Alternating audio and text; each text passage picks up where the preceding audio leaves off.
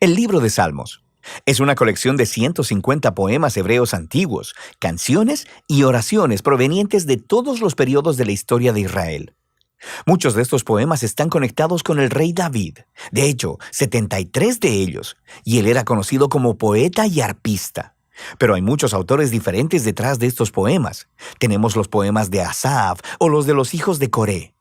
Y algunos proceden de otros líderes de alabanza en el templo. Incluso Salomón y Moisés tienen sus propios poemas, y casi un tercio de ellos son anónimos. Ahora, muchos de estos poemas fueron utilizados por los coros que cantaban en el templo de Israel, pero el libro de Salmos en realidad no es un himnario. En algún punto del periodo, después del exilio de Israel en Babilonia, estos poemas antiguos fueron reunidos y acomodados intencionalmente en el libro de Salmos que ahora tenemos. Y este tiene un diseño y un mensaje bastante único, el cual no notarás a menos que lo leas de principio a fin. Ahora, para ver cómo está diseñado el libro de Salmos, lo más útil es, de hecho, empezar por el final. El libro concluye con 5 poemas de adoración al Dios de Israel, y cada uno comienza y termina con la palabra aleluya, que es una orden en hebreo para decirle a un grupo de personas que adoren a Yah, la versión corta del nombre divino Yahweh. Ese es un arreglo de 5 partes realmente bonito, y parece que alguien nos está dando aquí una conclusión para el libro. Así que nos invita a hacer la pregunta, ¿tiene el libro otras señales de diseño intencional? Si prestas atención a los títulos de los poemas, notarás que en 5 lugares los traductores de tu Biblia pusieron los títulos Libro 1, Libro 2, Libro 3, 4 y 5 en varios puntos. Y estos dividen el libro de Salmos en 5 grandes secciones. La razón para esto es que los últimos poemas en cada una de estas secciones tienen un final muy similar que luce como una adición editorial. Se lee algo como, bendito sea el Señor, el Dios de Israel, por los siglos de los siglos. Amén y amén. Así que el libro tiene una conclusión y una organización interna en 5 partes principales. Así que lo natural es ir al principio a buscar una introducción. ¿Y qué encontramos? Los Salmos 1 y 2 se separan del libro 1 porque la mayoría de los poemas en el libro 1 están conectados a David, excepto los Salmos 1 y 2 que son anónimos. El Salmo 1 celebra lo bienaventurada que es la persona que medita en la Torá, leyéndola en oración día y noche y que luego la obedece. Ahora, la palabra Torá significa simplemente enseñanza, y de manera más específica se llegó a referir a los 5 libros de Moisés que inician el Antiguo Testamento. Y aquí parece ser que la palabra se utiliza con ambos significados en mente, lo que explica por qué tiene 5 partes. El libro de los Salmos se ofrece como una nueva Torá que enseñará al pueblo de Dios la práctica de la oración durante toda su vida, al mismo tiempo que procuran obedecer los mandamientos de Dios entregados en la primera Torá. El Salmo 2 es una reflexión poética sobre la promesa de Dios al rey David de 2 Samuel capítulo 7, de que un día un rey mesiánico vendría y establecería el reino de Dios sobre el mundo, derrotando la maldad y la rebelión en la nación. El Salmo 2 concluye diciendo que todos aquellos que se refugian en el rey mesiánico serán bienaventurados, precisamente la palabra que se utiliza para iniciar el Salmo 1. Y así, estos 2 poemas juntos nos dicen que el libro de Salmos está diseñado para ser el libro de oración del pueblo de Dios según ellos procuran ser fieles a los mandamientos de la Torá, mientras anhelan y esperan el venidero reino mesiánico. Ahora, con estos 2 temas presentados, podemos empezar a ver cómo los libros más pequeños también han sido diseñados alrededor de estas 2 ideas.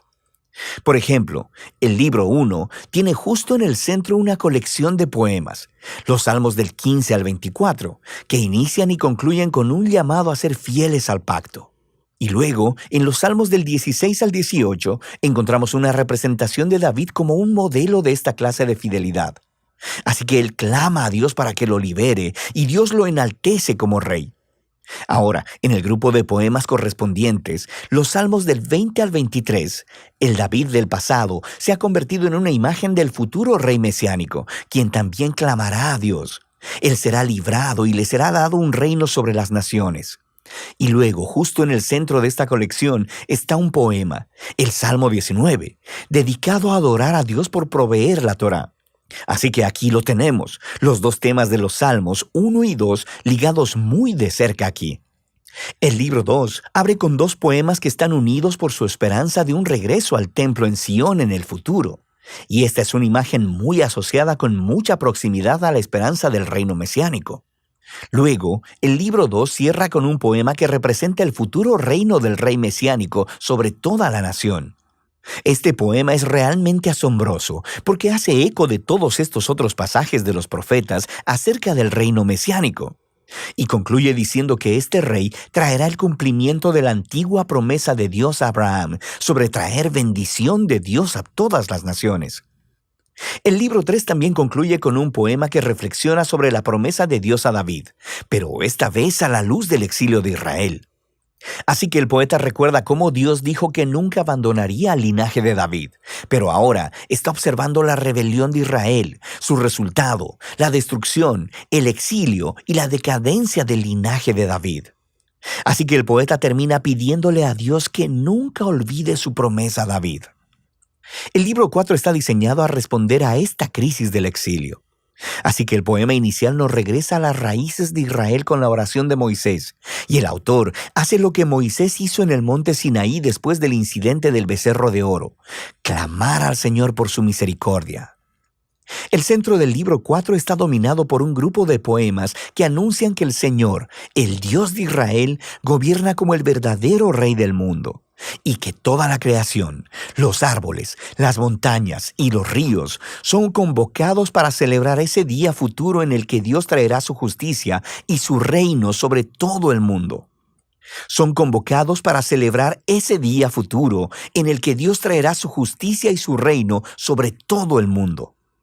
El libro 5 abre con una serie de poemas que afirman que Dios escucha el clamor de su pueblo y que un día enviará a su futuro rey para derrotar la maldad y traer el reino de Dios. Este libro también contiene dos colecciones más grandes, una llamada Hallel y otra llamada Cánticos Graduales. Cada una de estas colecciones concluye con un poema sobre el futuro reino mesiánico. Y estas dos colecciones, al unísono, sostienen la esperanza de una acción futura, similar al Éxodo, en el que Dios redimirá a su pueblo. Y luego, justo en medio de ellos, está el Salmo 119, el poema más largo del libro. Es un poema alfabético. Cada línea comienza con una nueva letra del alfabeto hebreo y explora el maravilloso regalo de la Torá como la palabra de Dios para su pueblo. Así que aquí lo tenemos. Los temas del Salmo 1 y 2, Torá y Mesías, combinados juntos en el libro 5, lo que nos lleva de vuelta a esa conclusión de los 5 poemas. En el poema central, el Salmo 148, toda la creación es convocada para adorar al Dios de Israel, porque, citando textualmente, Él ha exaltado un cuerno para su pueblo. El cuerno es una metáfora de un cuerno de toro levantado en señal de victoria. Y esta imagen hace eco de la misma imagen usada en el cántico de Ana en Samuel capítulo 1, pero también al Salmo 132. El cuerno es un símbolo del futuro rey mesiánico y de su victoria sobre el mal, y es una conclusión apropiada para este asombroso libro. Ahora, aquí hay otra cosa que probablemente pasarás de largo si no lees el libro en orden. Hay muchas clases de poemas diferentes en el libro de Salmos, pero todos, básicamente, caen en dos grandes categorías: poemas de lamento o de alabanza. Los poemas de lamento expresan dolor, confusión y enojo acerca de lo horrible que es el mundo y lo horrible que son las cosas que le están sucediendo al poeta. Así que estos poemas llaman la atención a lo que está mal en el mundo y le piden a Dios que haga algo al respecto. Hay muchos de estos en el libro, lo que nos dice algo importante, que el lamento es una respuesta apropiada a la maldad que vemos en nuestro mundo. Pero lo que notarás es que los poemas de lamento predominan en la primera parte del libro, en los libros del 1 al 3, pero pon atención, porque en ocasiones también encontrarás salmos de alabanza. Los poemas de alabanza son poemas de gozo y celebración y llaman la atención a lo que es bueno en el mundo y recuentan las historias de lo que Dios ha hecho en nuestras vidas y agradeciéndole por ello. En los libros 4 y 5 notarás que los poemas de alabanza son más que los poemas de lamento, y todo culmina en esa conclusión de aleluyas en 5 partes.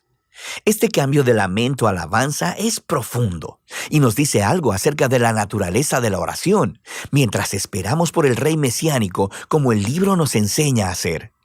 Esto creará tensión para nosotros mientras miramos el trágico estado de nuestro mundo y de nuestras vidas. Así que los salmos nos enseñan a no ignorar el dolor de nuestras vidas, pero también, al mismo tiempo, que la fe bíblica mira hacia adelante, mirando a la promesa del futuro reino mesiánico de Dios. Así que, Torá y Mesías, lamento y alabanza, fe y esperanza. De eso trata el libro de Salmos.